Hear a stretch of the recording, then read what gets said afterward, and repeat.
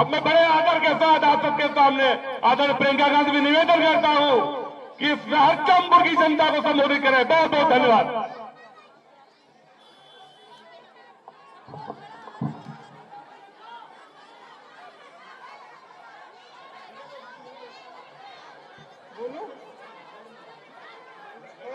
थोड़ा सा थोड़ी जगह दे दो। बैठ जाओ बहने, बैठ जाओ।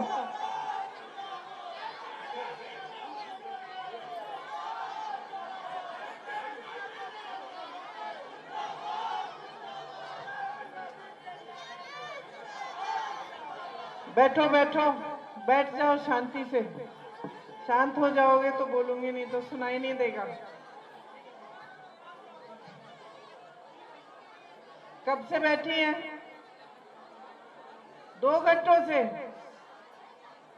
समय तो 3 बजे का था, है ना? पहले आ गई। गर्मी भी है बहुत आज। पंखा है?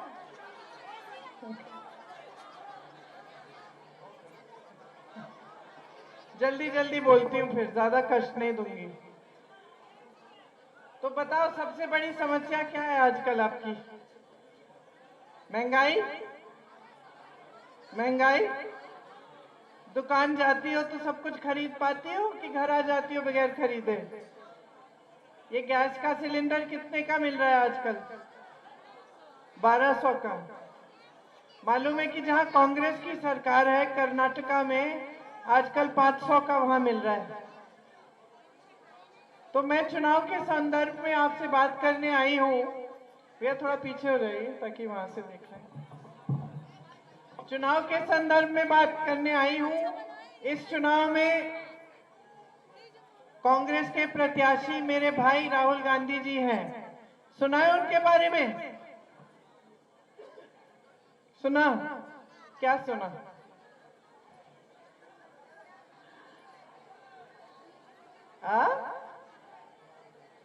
माता जी को जानते हो, सोनिया जी को? तो सोनिया जी आपकी सांसद रही है 20 सालों के लिए, और 20 सालों में जितने जितने बड़े काम रायबरेली में हुए हैं वो उन्होंने ही करवाए हैं। चाहे बड़े उद्योग हो, रेल कोच की फैक्ट्री, एनटीपीसी हो, एम्स जैसा बड़ा अस्पताल हो, निफ्ट हो, आईटीआई तो दादी जी ने शुरू किया था।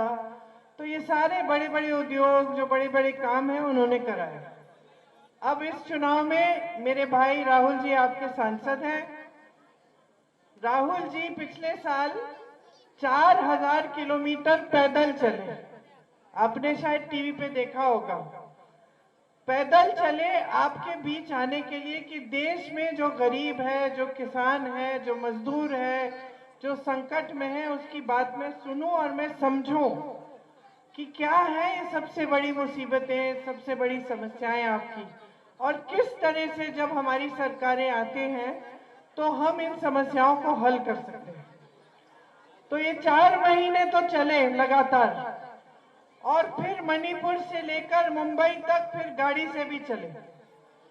तो एक इधर नीचे से दक्षिण से ऊपर, और दूसरा मणिपुर से लेकर मुंबई तक उन्होंने यात्रा की।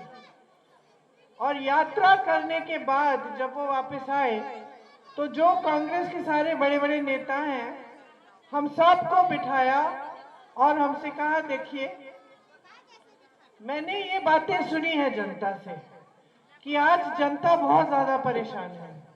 आज जनता की सबसे बड़ी परेशानियां महंगाई और बेरोजगारी है, और इसके अलावा किसान की बहुत मुसीबतें बढ़ गई हैं, श्रमिकों की मुसीबतें बढ़ गई हैं। तो उन्होंने कहा कि हमें अब इस चुनाव में अगर हमारी सरकार बनती है तो हमें ऐसी नीतियां लानी चाहिए जिससे जनता को राहत मिले, क्योंकि 10 सालों से जो भाजपा और नरेंद्र मोदी जी की सरकार है, उन्होंने एकदम पूरी तरह से जो गरीब जनता है उसको नकारा है। तो भैया ने कहा कि एक ऐसा हमें घोषणा पत्र निकालना चाहिए जो सबसे पहले ऐसी चीजें लिखी होनी चाहिए इनमें जो हम करके दिखा सकते हैं। दूसरा, जिनका कहीं ना कहीं देश में प्रमाण है कि हाँ कांग्रेस पार्टी ने कोशिश की है और ये काम किया है। और तीसरा, ऐसी चीजें होनी चाहिए जिससे गरीब जनता का लाभ हो और वो अपने पैरों पे खड़े होकर अपना विकास कर पाए। तो क्या है ये चीजें? तो मेरी बहनें, आपके लिए मैं मुख्य चीजें बताऊंगी, फिर हमारे कार्यकर्ता आपके घर आके बाकी सारी बातें भी बताएंगे, क्योंकि बहुत सारी चीजें हैं। लेकिन मुख्य तौर पर मेरी बहनों, सारे जितने भी गरीब परिवार हैं, उसमें जो सबसे बड़ी बहन है, सबसे बड़ी महिला है, उसके खाते में हर महीने 8,500 रुपए पूरे कुल मिलाकर एक साल में 1,00,000 रुपए बनते हैं, सरकार डालेगी। क्योंकि आज हम समझते हैं कि बोझ सारा आप उठा रही हो, आप बाहर काम करती हो, खेती में करती हो, मजदूरी करती हो, तो वहां तक रुकता नहीं है आपका काम। आप घर आती हो, खाना पकाना पड़ता है, सफाई करनी पड़ती है, बच्चों का देखभाल करती हो, कोई बच्चा बीमार है या कोई और परिवार में बीमार है उसकी देखभाल करती हो, 2-4 दिन दिहाड़ी नहीं आई, किसी को भूखा रहना पड़ता है तो तुम ही भूखी रहती हो, है कि नहीं? पहले आप सबको खिलाती हो, तो कहती हो कि चलो आज मैं छोड़ देती हूँ, कल देखेंगे, है कि नहीं? तो सबसे ज्यादा कष्ट, सबसे ज्यादा बोझ आप उठाती हो। लेकिन आज तक किसी सरकार ने ये नहीं पहचाना कि जो काम महिला घर पे करती है उतना ही काम होता है जितना काम अगर वो खेती में करती, उसको दिहाड़ी मिलती, मजदूरी मिलती, उतना ही काम घर आके फिर से करती है वो। तो हम कह रहे हैं कि हम पहचान रहे हैं कि जो गृहस्थ महिला है वो भी दिन रात काम कर रही है, मेहनत कर रही है। तो हम चाहते हैं कि उसके लिए हम कुछ दे पाए, ताकि आपकी थोड़ी सी बचत हो जाए या आप भी फिर अपने परिवार की आर्थिक स्थिति में भागीदार हो पाए, मदद कर पाए। इसीलिए हमने सोचा कि ये 1,00,000 रुपए हर साल हर गरीब परिवार की सबसे बड़ी महिला को हम दिलवाएंगे। ठीक है? तो सबसे पहली बात तो ये है। दूसरा, जो आप आशा, आंगनवाड़ी और मिड डे मील में काम करते हैं, आपका मानदेय बहुत समय से नहीं बढ़ा है। हम कह रहे हैं कि हमारी सरकार आएगी तो जो केंद्र सरकार की तरफ से राशि आती है उसके लिए उसको दुगना करेंगे, उससे आपका मानदेय बढ़ जाएगा। तो आपका मानदेय बढ़ाना चाहते हैं। और तीसरी बात कि सरकार में जितनी भी नौकरियां हैं उसमें से आधी नौकरियां बहनों को मिलेंगी, महिलाओं को मिलेंगी। ये है आपके लिए। इससे थोड़ा महंगाई का भी सामना होगा, घर में कुछ पैसे आ जाएंगे तो महंगाई का सामना करना इतना मुश्किल नहीं होगा। किसानों के लिए हम कह रहे हैं कि जो आपके साथ हुआ है 10 सालों में वो बहुत बड़ा अन्याय है। आपके हर खेती के सामान पर जीएसटी डाला गया है, जीएसटी का टैक्स आप भर रहे हैं। आप गरीब हैं, मेहनती हैं, इस देश के अन्नदाता हैं, आपका टैक्स बढ़ाया गया 10 सालों में। जो बड़ा खरबपति है, जिसके पास सब कुछ है, जिसके लिए मोदी जी कुछ भी कर लेते हैं, उसका टैक्स नहीं बढ़ाया गया। आपके साथ इतना अन्याय किया गया कि बड़े बड़े खरबपतियों के 16 लाख करोड़ रुपए के कर्ज मोदी जी ने माफ किए, लेकिन इस देश के किसान का 1 रुपया कर्ज माफ नहीं किया। जब यूपी में मैं काम कर रही थी 2 साल पहले, तो पूरे देश का जो गन्ने का बकाया था वो 15,000 करोड़ रुपए था। उस समय हम कांग्रेस के नेता चिल्ला रहे थे, चीख रहे थे कि गन्ने का भुगतान पूरा करो। मोदी जी ने जाने क्या किया, अपने लिए 2 हवाई जहाज खरीदे, 16,000 करोड़ रुपए के 2 हवाई जहाज। अब पता नहीं उसमें क्या डाला हुआ है कि इतने महंगे हवाई जहाज हैं। उनमें सिर्फ मोदी जी घूमे हैं पूरी दुनिया में, लेकिन गन्ने का भुगतान नहीं दिया। समझ रहे हैं आपके साथ कितना अन्याय हुआ है। आज खेती से कोई कमा नहीं पा रहा है, कितनी भी मेहनत कर ले, कितनी भी मेहनत कर ले, कमा नहीं पा रहा है।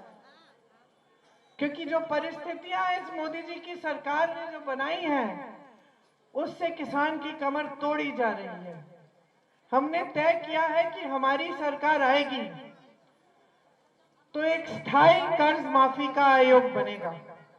जब जब आप संकट में होंगे वो आयोग आपकी मदद करेगा। हमने ये भी तय किया है कि जो न्यूनतम समर्थन मूल्य है, जो आपको कभी नहीं मिलता है अपनी उपज के लिए, वो आपका कानूनी अधिकार बन जाएगा। आज आपको 5 किलो राशन मिलता है कि नहीं? ज्यादातर मिलता है।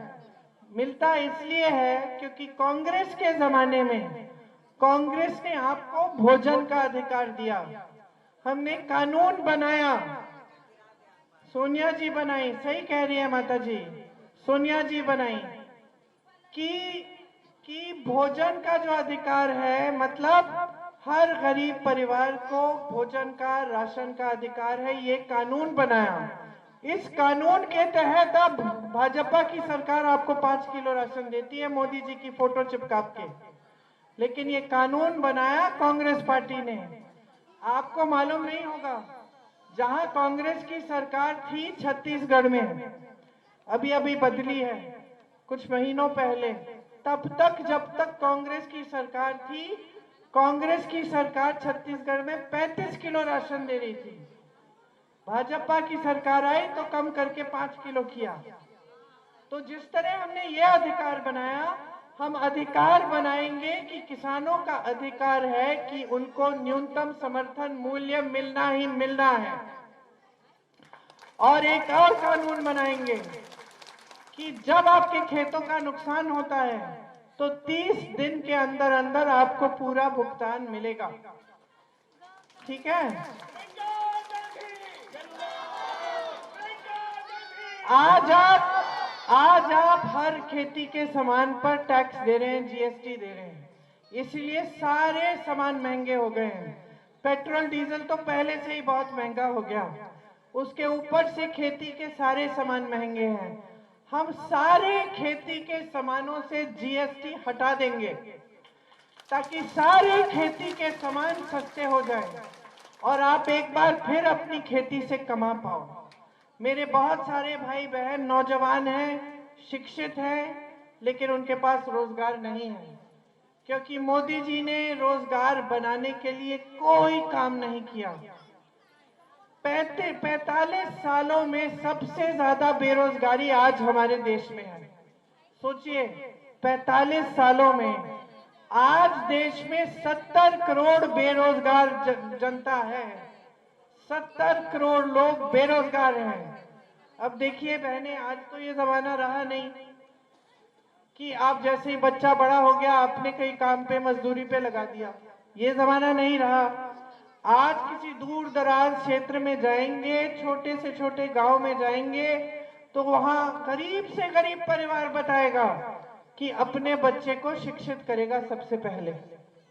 और माँ बाप कितना भी संघर्ष करें, चाहे दुगनी मजदूरी करनी हो, चाहे खेती में दिन रात काम करना हो, चाहे आवारा पशु को रोकने के लिए रात को बैठे हो मचान पे पूरी रात, वो माँ बाप ये मजदूरी, ये खेती, ये जितनी भी मेहनत है अपना खून पसीना बहा कर करेंगे क्योंकि चाहते हैं कि अपना बच्चा शिक्षित हो। सच बात है कि नहीं? कोई ऐसा नहीं है यहाँ पे बैठा जो अपने बच्चे को शिक्षित नहीं कराएगा इस जमाने में।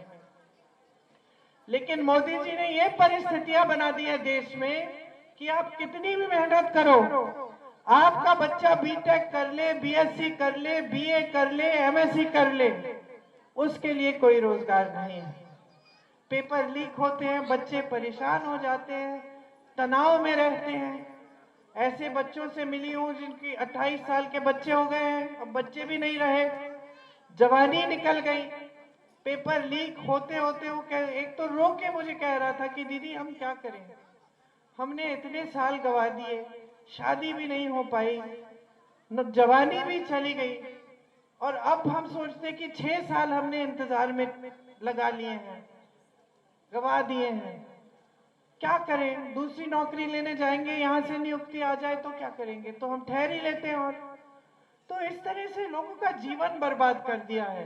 कोई कार्रवाई नहीं है पेपर लीक पे, और जहां जहां से रोजगार बनता था तकरीबन सारे साधन बंद कर दिए हैं।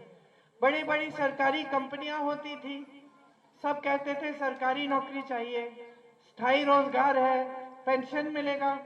आज पुराना पेंशन भी नहीं मिलता, स्थायी रोजगार नहीं मिलता।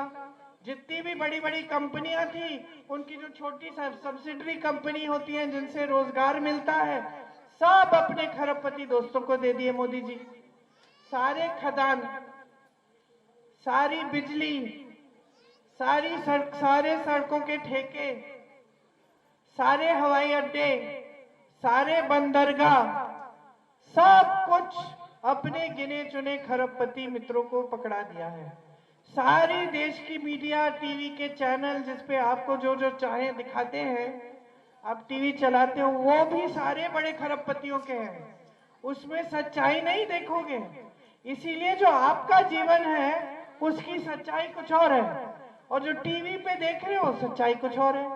आप टीवी पे देख रहे हो कि देश आगे बढ़ा चले जा रहा है, बड़े बड़े काम हो रहे हैं देश में, बड़े बड़े राष्ट्रपति प्रधानमंत्री जी आ रहे हैं, मोदी जी उद्घाटन पे उद्घाटन कर रहे हैं। भाई कहाँ है ये चीजें?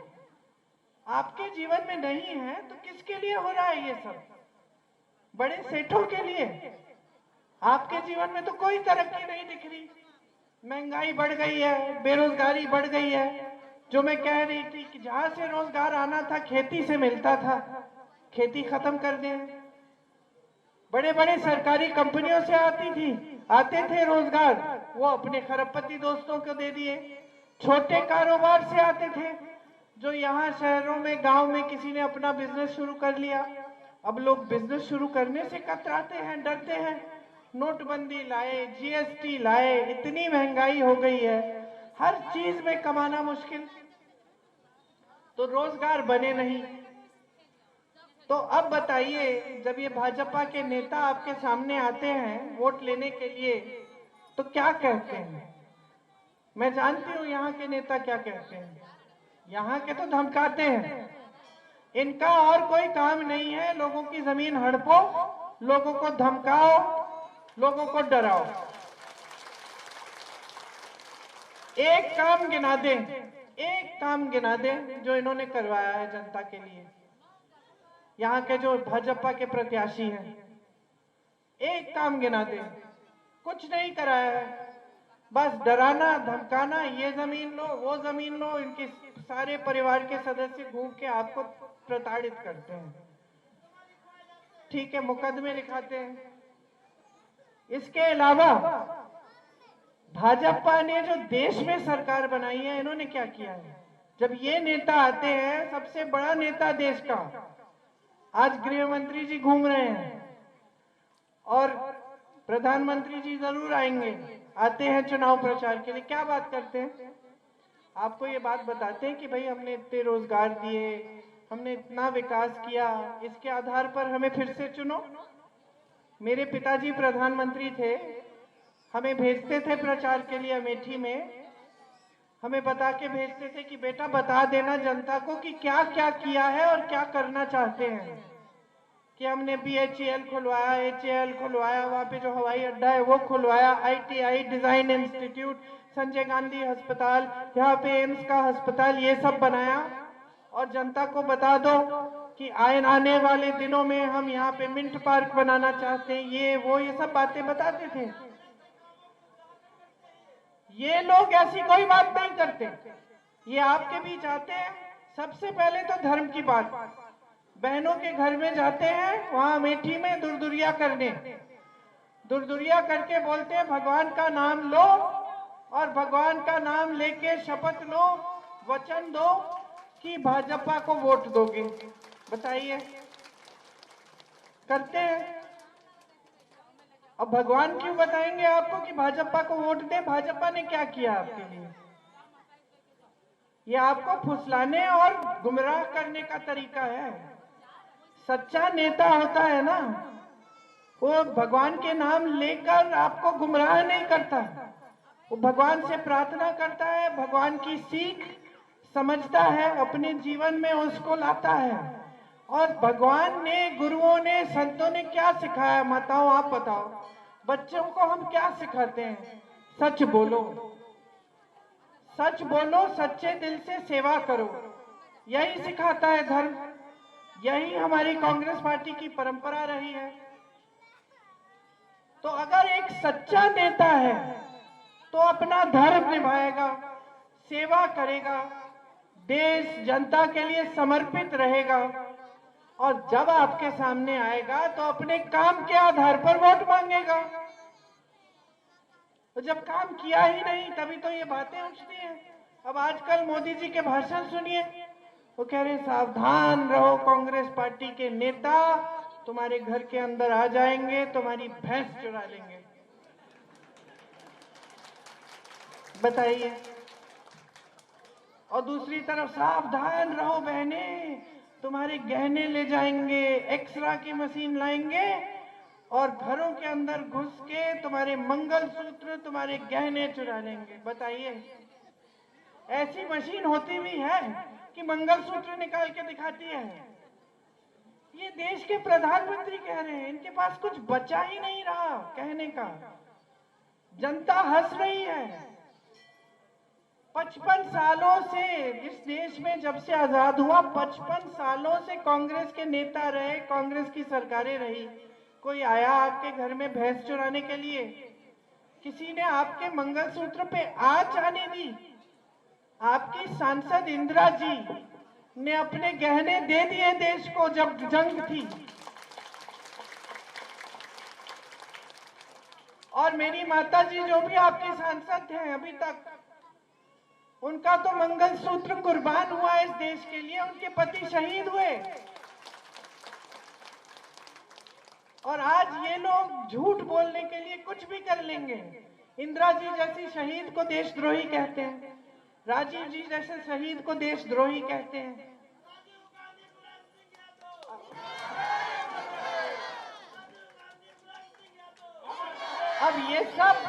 अब ये सब बातें क्यों कर रहे हैं? समझने वाली बात ये है कि ये सब बातें इसलिए कर रहे हैं क्योंकि काम का इनके पास कुछ रहा नहीं कहने का। एक बार मैं चुनौती देती हूं प्रधानमंत्री से लेकर गृह मंत्री, सारे मंत्री, सारे प्रत्याशियों को, जनता के सामने आकर बता दें कि 10 सालों में आम जनता के लिए, गरीब के लिए, किसान के लिए क्या किया। कोविशील्ड दिया और कोविशील्ड बनाने वाले से चंदा लिया। सबको टीका लगा था, सबको टीका लगा, मुझे भी लगा। मैं लगाना नहीं चाहती थी। मैं तो 3 बार बीमारी हो गई और 2 बार टीके लग गए। टीके के बावजूद भी बीमारी हो गई। लगाया टीका, मोदी जी का फोटो देखा टीके के प्रमाण पत्र पे, सबको पकड़ाया।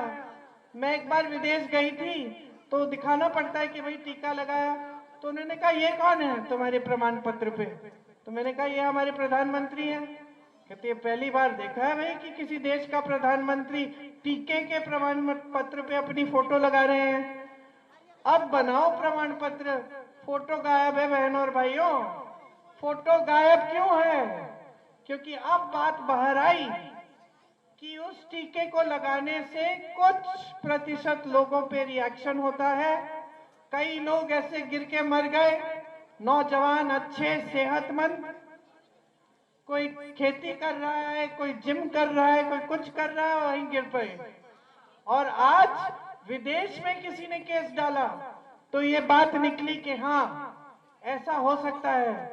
वो टीका ही गायब हो गया है, मार्केट में नहीं मिलता, और अगर मिलता जब तक मिल रहा था, अभी जैसे ही ये बात निकली मोदी जी की फोटो गायब।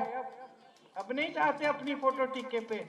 और सुन लीजिए, पूरी जितनी भी टीके बनाए इस देश के लिए और दुनिया के लिए एक कंपनी ने बनाए, और उस कंपनी से मोदी जी की पार्टी भाजपा ने और मोदी जी ने 52 करोड़ रुपए चंदा लिया।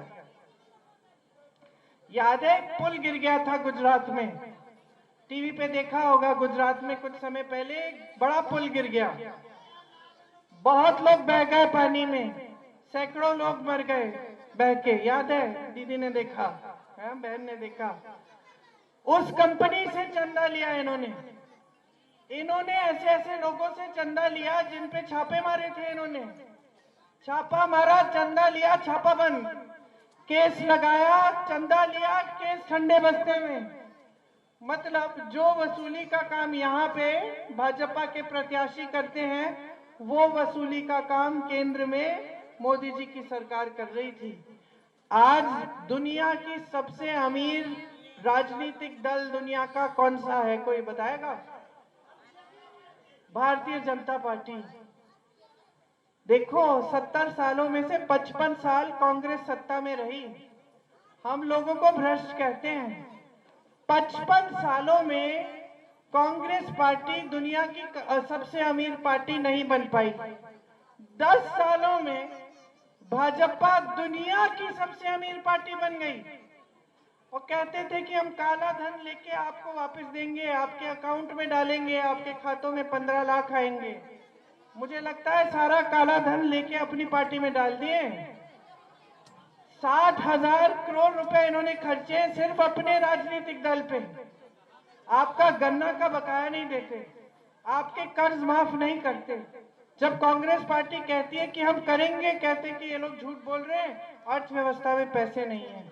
अगर पैसे नहीं है तो अपने बड़े बड़े खरबपति मित्रों को क्यों दे रहे हो सारी देश की संपत्ति?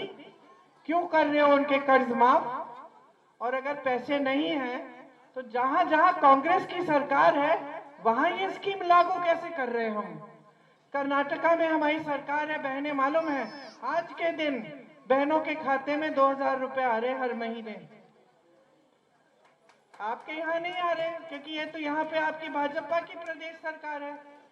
कर्नाटका में कांग्रेस की सरकार डाल रही है। कर्नाटका में सारी बहनें बस की यात्रा मुफ्त कर रही हैं, तीर्थ यात्रा जा रही हैं, रिश्तेदारों से मिलने जा रही हैं, मायके जा रही है, एक पैसा नहीं देना पड़ता। खुश है सारी, मुझे देख के गले लगाती हैं।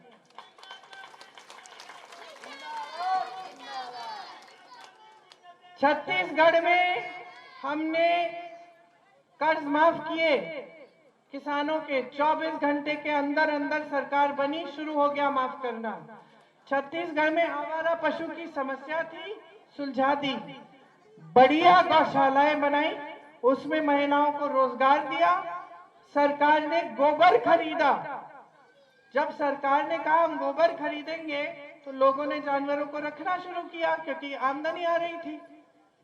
गौशालाएं मजबूत की, उसमें भी जानवर रखे, जो वहां पे महिलाओं को रोजगार दिया ताकि दूध में से खोया, मिठाई बन सके और दूध गांव में पहुंच सके। गोबर खरीद के गोबर गैस बनाया ताकि आपके घरों में गोबर गैस आए। समस्या सुलझा दी। ये समस्या जिससे आप जूझ रहे हैं 6-7 सालों से कि पशु आ रहा है रात को आपके खेत चल रहा है, खत्म। सरकार की नीयत ठीक होनी चाहिए बहनों और भाइयों, और नीतियां ठीक होनी चाहिए। नीतियां अगर सब बड़े खरबपतियों के लिए बने और गरीबों के लिए नहीं बने तो ये लोकतंत्र नहीं है, तानाशाही है। समझिए आप? तो जागरूक बन जाओ। आज 10 सालों से जो हो रहा है देश में, इसको आगे बढ़ने देंगे हम। इनकी सरकार हटाएंगे नहीं, कांग्रेस की सरकार लाएंगे नहीं, तो ये देश यहीं का यहीं बैठे रहेगा। बस धर्म की बातें चुनाव के समय, ये सारी गुमराह करने वाली बातें, आपको डराना, धमकाना, बहकाना, लेकिन आपके लिए एक ढंग का काम नहीं करना। इसीलिए बहुत ही महत्वपूर्ण है कि आप आज समझ लें कि जो आपका वोट है उससे आपके अगले 5 सालों का भविष्य बनने वाला है। मैं जानती हूं आप मेरे परिवार पे भरोसा करते हो, और भरोसा इसलिए नहीं करते कि हम आके हर चुनाव में आपको गुमराह करते हैं। आप भरोसा इसलिए करते हो क्योंकि हर चुनाव में आकर हम आपको सच्चाई बताते हैं। हम बताते हैं कि हम जानते हैं आपकी समस्याएं क्या हैं और किस तरह से हम उनको सुलझाने का काम करेंगे। और आपने देखा है कि हमने हमेशा आपके विकास की बात की है और आपके विकास का काम किया है। तो आप पर पूरा भरोसा है कि आप इस बार मेरे भाई राहुल जी को अपना सांसद बनाएंगे। आपको ऐसा कोई नहीं मिलेगा इस देश में जो आपको ऐसा कोई नेता नहीं मिलेगा इस देश में आज के दिन जो 4000 किलोमीटर चलकर कष्ट लेकर आपसे मिलने के लिए, आपको समझने के लिए निकला हो। वो आपकी देखभाल करेगा, दिन रात आपकी सेवा करेगा। बाकी गारंटियों के साथ ये गारंटी मैं देती हूँ। आपको बहुत बहुत धन्यवाद। मैंने आपको कष्ट दिया, गर्मी है, घर पे भी काम होगा। आप मेरी बातों को मत भूलना। 20 तारीख को वोट डालने का समय होगा, मेरी बातों को याद करना। धन्यवाद। जय हिंद।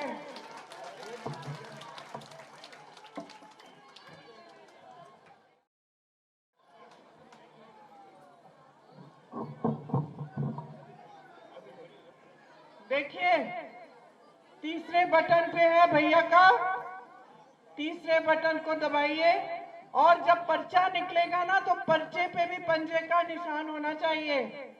ये ध्यान देना कि जब बटन दबता है 2 मिनट रुको, आवाज आनी चाहिए और पंजे का निशान दिखना चाहिए। ठीक है।